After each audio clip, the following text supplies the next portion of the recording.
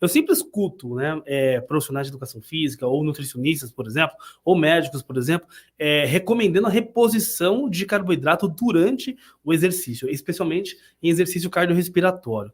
E aí essa, geralmente, reposição é feita, por exemplo, com maltodextrina, aqueles gels de repositores de carboidrato, e etc e tal. Qual que é a sua opinião a respeito disso?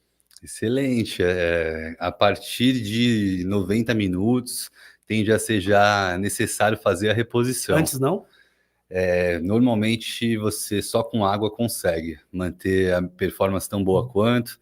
Depende da intensidade, às vezes, no período de 1 hora, pode ser que uma reposição intra-treino possa ajudar, mas não é esperado. Se você tiver feito uma ingestão adequada nos dias anteriores, porque também dá para você fazer a correção de dias anteriores inadequados. Se você chega com um estoque de glicogênio baixo, se você fizer uma ingestão de um gel de carboidrato antes de iniciar o exercício, em exercícios de altíssima intensidade, como o de potência, você tende a ter melhora na performance. Mas os repositores energéticos imediatos, que aí a gente encontra nesse formato tanto já diluído, como a malto ou outro tipo de carboidrato misturado em água, e é importante ter a proporção adequada, não é colocar de qualquer jeito, eu gosto de mais diluído, eu gosto de mais concentrado, tem a diluição para ter a osmolalidade, né, que vai ser a facilidade ou não para que você tenha a absorção correta. Então quer dizer que não é assim, quanto mais melhor. Não é quanto mais melhor.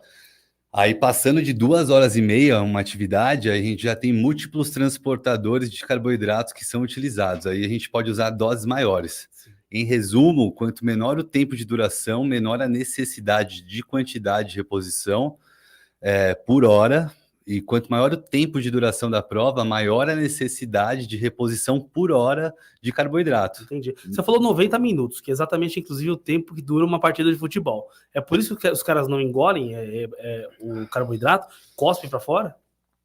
Porque a tendência é que o tempo de duração do esforço que eles realizam com as refeições anteriores, que eles já tenham realizado, tem energia suficiente para ter um rendimento. Mas, assim, é esperado também que nos 15 últimos minutos do jogo de futebol, os jogadores tenham queda de performance em relação à distância percorrida. Isso é o que é comprovado. Alguns, redução de precisão em passe, força no chute, e etc. Só que aí, às vezes, eu tô pensando aqui, raciocinando, né? Os últimos 15 minutos. De repente, isso não tem nem relação com, na verdade, a nutrição, estoque de glicogênio, mas, de repente, o acúmulo da fadiga, que diz respeito, por exemplo, ao acúmulo de íons de hidrogênio, a degradação do músculo esquelético, no que diz respeito a rompimento de fibras mesmo, que a gente sabe que tem, né, rompimento de sarcômero, dentre outras coisas. Então, assim, às vezes, não é nem, acredito eu, somente falta de estoque de glicogênio, tem outras coisas envolvidas, né? Sem dúvidas, concordo. Sempre... qualquer situação é múltipla, né? A avaliação, a gente sempre enxerga assim com várias possibilidades integradas na resposta, né? E concordo contigo. O desgaste, por isso que logo no final, se fosse, sei lá, só uma deficiência nutricional, pode ser que essa fadiga viesse de forma antecipada. Mas eu acredito que se a reposição fosse feita correta no intervalo do jogo, pudesse melhorar esse quadro. Porque acredito que negligenciam, generalizam demais ainda a interpretação ou a avaliação, a orientação, a prescrição de uma reposição de suplemento para jogadores em geral. E não acontece essa reposição na hora do intervalo ali? Porque quanto tempo tem? 10, 15 minutos? Intervalo? Muito rápido, né? Porque assim, 15 minutos entre você descer, ouvir 2, 3 minutinhos do técnico e voltar. Eles falam que eles têm 2, 3 minutinhos lá só. É verdade, né? 15 minutos pra gente, né? Que vai no banheiro, sossegado. É por aí. Então, é difícil. Então, a reposição normalmente é de água, mas alguns fazem com repositores glico, hidro, eletrolíticos lá, tipo Gatorade da vida. Então, mas o Gatorade, ele já tem carboidrato dentro, por exemplo? Já. Mas igual, por exemplo, a maltodestrina? Igual a maltodestrina. Que assim, ele já está na proporção adequada para ter uma absorção facilitada. Uhum. Mas ele tende a ser pouco, porque a gente, se eu não me engano, tem 12 gramas ou 24, um dos dois, assim, eu não lembro da quantidade de ml. E um gel de carboidrato tem entre 17 a 21 gramas.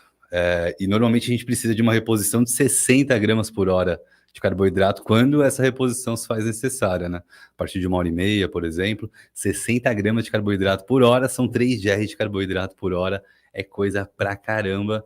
Quando a atividade passa de 2h30, aí vai para 90 gramas de carboidrato, numa proporção de mais ou menos assim, uma parte de glicose para 0,8 de frutose. Só pra galera que tá em casa agora ficar, então, assim, antenado, digamos assim.